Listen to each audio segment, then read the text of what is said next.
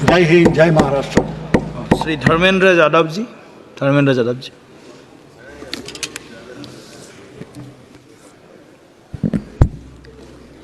धन्यवाद सभापति महोदय। 18वीं लोकसभा के निर्वाचन के बाद और इस नए संसद भवन के बनने के बाद आज मैं पहली बार बोलने के लिए खड़ा हुआ हूँ। आपने मुझे मौका दिया, उसके लिए बहुत बहुत धन्यवाद देता हूँ। सभापति जी, सबसे पहले श्रद्धेय नेताजी को मैं नमन करना चाहता हूँ, जिन्होंने अपने संघर्ष, अपनी हिम्मत, साहस और अपने पूरे जीवन की तपस्या समाज के उत्थान के लिए, देश और उत्तर प्रदेश की तरक्की के लिए और समाज के हर व्यक्ति की तरक्की और खुशहाली के लिए उन्होंने जो अपना पूरा जीवन समर्पित किया है, सबसे पहले मैं आपके माध्यम से उनको नमन करना चाहता हूँ। माननीय सभापति महोदय, श्रद्धेय नेताजी ने हम लोगों को अपने समाजवादी विरासत में इंसाफ और इंसानियत, न्याय और हक की लड़ाई करना सिखाया है। उस लड़ाई को हम लोग बखूबी अपने नेता आदरणीय अखिलेश यादव जी के नेतृत्व में शानदार तरीके से उस विरासत को न केवल लड़ रहे हैं, बल्कि नेताजी के हर सपने को पूरा करने तक हम लोग चुप बैठने वाले नहीं हैं। सभापति महोदय, बजट एक व्यापक विषय है और जब इस विषय के बारे में सोचते हैं तो समझ में नहीं आ रहा कि कहाँ से शुरू करें, क्योंकि देश में आज कोई वर्ग नहीं बचा है। कुछ चुनिंदा उद्योगपतियों के बारे में बात नहीं करूंगा, लेकिन देश के 140 करोड़ लोगों में से कम 95% लोग ऐसे हैं जो आज पूरी तरह से बर्बाद हैं। एनडीए की ये सरकार 11वां बजट पेश कर रही है, लेकिन इस 11वें बजट के बावजूद अगर मैं देखता हूं तो समाज की जो गरीबों के लिए सबसे ज़्यादा ज़रूरी चीज़ें हैं, स्वास्थ्य का है तो स्वास्थ्य 2023 और 24 में बजट घटा दिया है। किसानों का बजट जहां यूपीए के सरकार के समय 2014 तक 5.5 था, वहीं 24 आते आते ये 3.15 रह गया है। शिक्षा का बजट जहां 2013 में 4.77 था, आज 23-24 आते आते ये 2.5% रह गया है। इसी तरह से जितनी भी ज़रूरी चीज़ें हैं, सभापति महोदय, मुझे कहने में कोई संकोच नहीं, ये जो बीजेपी की एनडीए की सरकार है, ये सरकार पूरी तरह से गरीब विरोधी, किसान विरोधी, नौजवान विरोधी, बुनकर विरोधी, छात्र विरोधी, दलित विरोधी, पिछड़ा विरोधी, मजदूर विरोधी, जितनी भी अगर उपाधियां दी जाएंगी सभापति महोदय वो कम हैं। और मैं कोई राजनीतिक भाषण नहीं दे रहा हूं, मैं उदाहरण सहित आपको जब नंबर आए तो बोल देना, और हमें पता है आपका नंबर भी नहीं आएगा आपकी पार्टी में, ये भी पता है हमें। सभापति महोदय, श्रद्धेय नेताजी ने हमेशा कहा है कि चुनाव में या जनता के बीच किया हुआ वादा अगर आप पूरा नहीं करते हैं तो वो भी एक सबसे बड़ा भ्रष्टाचार है, और उस भ्रष्टाचार में अगर किसी ने वर्ल्ड रिकॉर्ड बनाया है तो बीजेपी की और एनडीए की सरकार ने बनाया है। सभापति महोदय, 2014 के चुनाव के समय प्रधानमंत्री जी ने वादे किए कि 2 करोड़ रोजगार हर साल मिलेंगे। स्वामीनाथन जी, जिनको भारत रत्न दिया है, सरकार को मैं धन्यवाद देता हूं, लेकिन वो धन्यवाद अधूरा है जब तक उनकी सिफारिशों को नहीं मानते हो। 2007-8 से लगातार मांग चल रही है देश में कि स्वामीनाथन जी की जो सिफारिश है किसानों को 1.5 गुना समर्थन मूल्य देने का, एमएसपी की गारंटी देने का, कानूनी हक और अधिकार देने का, उस गारंटी को आज तक नहीं माना, आज तक नहीं माना, आज तक नहीं माना। स्वामीनाथन जी को आज तक नहीं माना। अध्यक्ष जी, डिस्टर्ब ना करिए। सभापति महोदय, मेरा टाइम इसमें काउंट नहीं होगा। आप इधर, अरे यार, बेईमानी से जीता है तो ज्यादा ना बोलो, मालूम है कितने बड़े तीरंदाज हो। इधर बेईमान हो, बेईमान हो, बेईमान हो, बेईमान हो, बेईमान हो। चलो, स्वामीनाथन जी की आपने नहीं मानी, एमएसपी आपने लागू नहीं की। कितनी बढ़िया बातें कि खाद पे हम सब्सिडी बढ़ा रहे हैं, पहले 50 किलो को 45 किलो, फिर 45 किलो को 40 किलो, और मुझे लगता है कि एक तीसरा कार्यकाल पूरे होते होते केवल 10 ही किलो बचेगा, खाद के कट्टे में इससे ज्यादा नहीं बचेगा।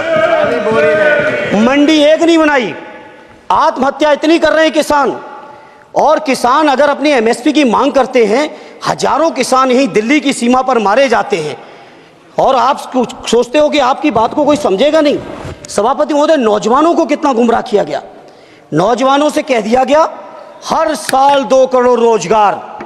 मैं आज सवाल पूछता हूं अपने नौजवानों की ओर से, बताएं भारतीय जनता पार्टी के लोग, सरकार में बैठे लोग, 10 साल आपने राज कर लिया है, आखिर 20 करोड़ नौजवानों को रोजगार कहां है?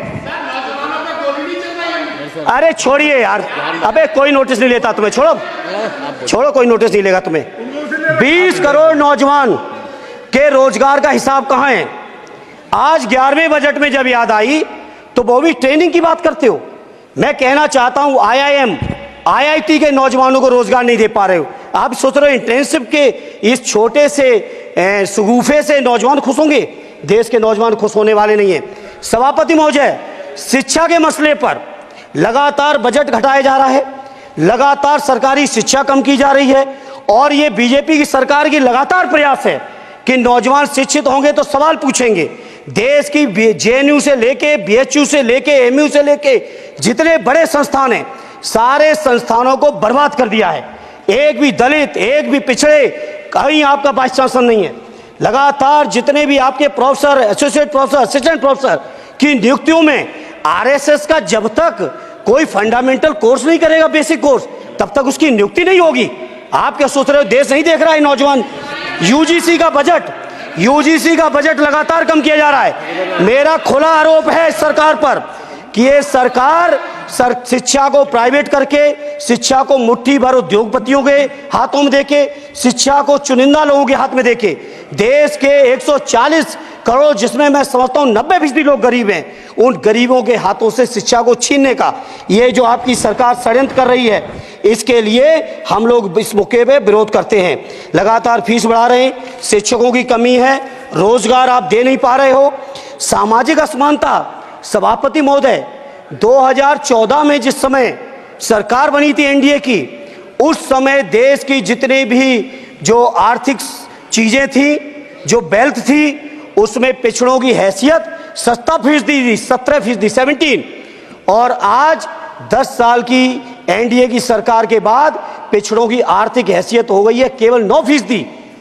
मैं कहना चाहता हूं चुनौती के साथ, वित्त मंत्री अपने जवाब में बता दें, अनुसूचित जनजाति का एक भी व्यक्ति देश में अरबपति हो तो बता दो, एक भी अरबपति हो तो बता दो, एक भी दलित को अरबपति आपने बना दिया हो तो बता दो, एक भी पिछड़े को बना दिया हो तो बता दो। आप जवाब में दे देना, आप डेटा दे देना, आप डेटा दे देना, हमारी दबाव नहीं रुकेगी।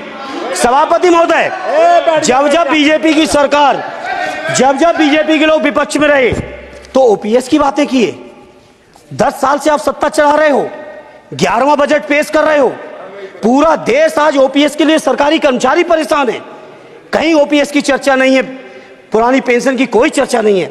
सभापति महोदय, पुरानी पेंशन तो पुरानी पेंशन, हम मांग करते हैं, बहुत बड़े राष्ट्रभक्त आप बनते हो, मैं मांग करता हूं देश के पैरामिलिट्री फोर्सेस को आप पुरानी पेंशन दीजिए। मैं मांग करता हूं, आप राष्ट्रभक्त हैं ना, सीमा पे जो सुरक्षा कर रहे हैं, जो शहादत झेल रहे हैं, मेरी मांग है कि आप उनकी ओपीएस दीजिए। वो आप ओपीएस नहीं दे पाओगे। इसी तरह से सभापति महोदय, देश के अंदर बहुत से ऐसे संविदा कर्मचारी, एक से एक बढ़िया फार्मूला, अब कानूनन मंडल आयोग लागू हो गया तो कैसे पिछड़े और दलितों को रोकें? तो संविदा कर्मी की प्राइवेट कंपनी, प्राइवेट आपने आउटसोर्सिंग कर दी। आउटसोर्सिंग के कारण से देश के सारे दलित, सारे पिछड़े, सारे आदिवासी आपकी सेवाओं से बाहर हो गए, उनके पास कोई कानूनी हक नहीं।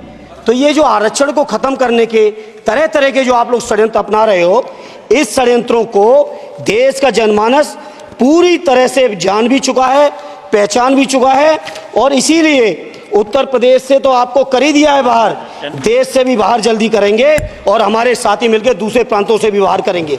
इसी तरह सभापति महोदय, हम मांग करते हैं, आप सोचिए, उत्तर प्रदेश अकेले के अंदर, देश के हालात मुझे नहीं पता और बदतर होंगे, अकेले उत्तर प्रदेश में 1000 से ज्यादा शिक्षा मित्र आत्महत्या कर चुके सभापति महोदय। कोई सरकार के कान पे जू नहीं रेंग रही है। किसान आत्महत्या कर रहे हैं, इन्हें कोई मतलब नहीं। अनुदेशकों को तनख्वाह नहीं मिल रही है समय से, कोई मतलब नहीं। आंगनबाड़ी महिलाएं परेशान हैं, इनको कोई मतलब नहीं सभापति महोदय। आपकी आशा बहुएं, आपकी ये रसोईया महिलाएं, आपकी आंगनबाड़ी, पंचायत सहायक, रोजगार सेवक, मैं समझता हूं सभापति महोदय यहां बैठे हर सदस्य के पास इनके क्षेत्रों का ये डेलीगेशन जरूर मिलता होगा और मांग करता होगा कि कम से कम हमारा मानदेय बढ़ाया जाए, हमें स्थायी किया जाए। सभापति महोदय, इसके लिए सभापति महोदय मेरी पार्टी के किसी भी मेंबर से हम नंबर कम कर लेंगे, टाइम, मेरा टाइम बढ़ा दीजिए, बढ़ा दीजिए, कोई भी मेंबर हमारे लिए दे देंगे टाइम, हम लोग देते। इसलिए सभापति महोदय इन सभी समस्याओं के लिए मैं आपसे कहना चाहता हूं कि इनका समाधान करिए, और नहीं समाधान करेंगे तो अभी तो बैसाखी पे बन गए, बिहार और आंध्रा को पैकेज देखे फिर देश में कितने राज्यों को पैकेज दे पाओगे। अरे वित्त मंत्री जी उत्तर प्रदेश से आते हो, इतना भी हक नहीं कि पूरे बजट भाषण में एक बार उत्तर प्रदेश का नाम आ जाता। इतना अयोध्या से नफरत हो गई, अयोध्या से अवधेश जी क्या जीत गए, आप लोगों को इतनी नफरत हो गई कि एक भी उत्तर प्रदेश का एक बार भी नाम नहीं आया सभापति महोदय। इसे मैं आज इस मौके पर सभापति महोदय देश के गरीबों, किसानों, नौजवानों, व्यापारियों, बुनकरों सभी की ओर से कहना चाहता हूं, ये बजट देश विरोधी बजट है। कुछ समस्याओं के लिए सभापति महोदय संवेदनशीलता के साथ मैं कहूंगा सरकार को विचार करना चाहिए। श्रद्धेय नेताजी जब रक्षा मंत्री थे, उन्होंने व्यवस्था दी थी कि देश के अंदर जो भी सैनिक शहीद हुए हैं उनको ससम्मान उनके घरों पे जाके राष्ट्रीय सम्मान के साथ उनकी अंत्येष्टि हो। मैं उन्हीं की परंपरा को आगे बढ़ाते हुए एक और मांग करता हूं सभापति महोदय कि जो हमारे शहीद जिनकी अंत्येष्टि स्थल जहां कहीं भी बना हो, जिस भी परंपरा से बना हो, अरे आपको कुछ नहीं पता है, अरे यही तुम्हारे सैनिकों के लिए यही तुम्हारा भाव है। सभापति महोदय, आप बोले सर। सभापति महोदय मेरा अनुरोध है अग्निवीर की योजना खत्म की जाए। ये 4 साल के सैनिक से देश की उतनी मजबूत रक्षा नहीं हो सकती। नौजवानों को गुमराह करके केवल 4 साल, उन्हें दो ना 60 साल तक रिटायरमेंट, 4 साल बाद वो कहाँ नौकरियां ढूंढेंगे। इसे मेरी मांग है अग्निवीर की योजना खत्म की जाए। साथ ही साथ मेरी एक मांग और है कि जो शहीदों की शहादत स्थल है उसको शहीद स्थल के तौर पर डेवलप करने के लिए केंद्र सरकार को अतिरिक्त बजट देना चाहिए। मैं नहीं समझता हूं इसमें किसी को कोई दिक्कत होनी चाहिए। इसी तरह सभापति महोदय बातें बहुत लंबी लंबी की जाती हैं, थोड़ा सा मैं अपने क्षेत्र के बारे में कहूँगा। आदरणीय हमारे नेता माननीय राममूर्ति वर्मा जी ने भी कहा है, माननीय लालजी वर्मा जी ने भी, जो बाढ़ की समस्या है, जो समस्या बिहार में है नेपाल से पानी छोड़ने की, वही समस्या उत्तर प्रदेश की भी है। और विशेषकर पूर्वी उत्तर प्रदेश में अगर आप चलिए तो खीरी से शुरू करेंगे, पीलीभीत खीरी से लेके पूरा आप चले जाइए और एकदम कुशीनगर बॉर्डर तक, बिहार बॉर्डर तक पूरी की पूरी समस्या है। घाघरा जब आती है तो मैं समझता हूं इन जिलों के लाखों लोगों को तहस नहस करके चली जाती है। जितना विकास होता है सभापति महोदय, बरसात के समय वो सारा का सारा विकास पूरी तरह से खत्म हो जाता है। इसलिए मेरी मांग है केंद्र की सरकार से कि बजट आप पास कर रहे हो तो कम से कम उत्तर प्रदेश से इतनी नफरत ना करो। 2 बार तो उत्तर प्रदेश की दम पे ही बैठे थे और तब भी ये वित्त मंत्री जी हंस रहे हैं, इनके यहाँ भी आता है, बाढ़ तो जाती होगी महाराज, बसता तो नहीं होगा, कुशीनगर बसता नहीं होगा, आपका मऊ बसता नहीं है, आजमगढ़ बसता नहीं, अम्बेडकर नगर बसता नहीं, बहराइच बसता नहीं, खीरी बसता नहीं, श्रावस्ती बसता नहीं, पीलीभीत बसता नहीं, बलिया बसता नहीं है, कुशीनगर बसता नहीं है, गोरखपुर बसता नहीं है। इतने जिले तो हमारे उत्तर प्रदेश के प्रभावित हैं। तो बिहार की तरह से एक विशेष पैकेज हमारे उत्तर प्रदेश के लिए भी दे दो। कम से कम इतना तो कहने की हिम्मत रखो, केवल चीखने के लिए बैठे हैं सब के सब। सभापति महोदय, दूसरा एक मैं बात, हमसे पूर्व जो सांसद रहे हमारे आजमगढ़ के, बड़ी लंबी लंबी बातें की, गोरखपुर से आजमगढ़ होते हुए बनारस तक का हमने रेलवे लाइन स्वीकृत करा दिया। सभापति महोदय, मैंने जब पता किया अधिकारियों से तो सच्चाई ये है कि अभी उस पर एक भी पैसे का बजट का आवंटन नहीं है, नहीं है बजट का आवंटन। हाँ, आज आप ही ने तो पेश किया बजट, आप ही तो साइन किए हो, निर्मला जी ने तो किया नहीं होगा, आप ही ने किया होगा। तो सभापति महोदय उस पर बजट भी आए, उस पर बजट भी आना चाहिए। दूसरा सभापति महोदय, ये जो समस्या है बाढ़ वाली, मैं समझता हूं कोई अकेले मेरी नहीं है, मेरे अकेले क्षेत्र की नहीं है। जो भी संवेदनशील व्यक्ति होगा इस पर जरूर गंभीरता से सोचेगा, उसको सोचे। इसी के साथ मैं अपनी पार्टी की ओर से इस जन विरोधी बजट का पुरजोर विरोध करता हूं। बहुत बहुत धन्यवाद। श्री सुखदेव भगत जी।